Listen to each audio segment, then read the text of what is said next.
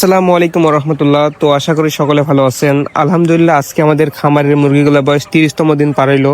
তো মাশাআল্লাহ, মুরগিগুলো সুস্থ এবং স্বাভাবিক আছে, খাদ্য পানি চলাফেরা সবই সুন্দর আছে। যেহেতু আমরা আর 2 দিন রাখবো মুরগিগুলোকে, বিশেষ করে 32 দিন অথবা 33 দিন আমরা মুরগিগুলো সেল করব।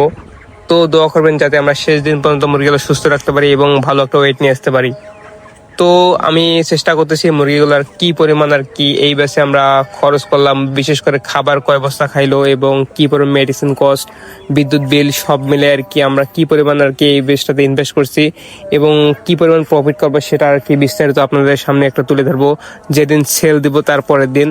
তো এই ভিডিওটা দেখার জন্য আমাদের পেজটা ফলো করবেন এবং আমাদের ভিডিওটা বেশি বেশি লাইক করবেন যাতে আমরা এই ধরনের ভিডিওগুলো বেশি করে নিয়ে আসতে পারি এবং আমাদের খামারটা কিভাবে আমরা পরিচালনা করি সেটার উপর একটা বিস্তারিত তথ্য আপনাদের সামনে শেয়ার করার চেষ্টা করব।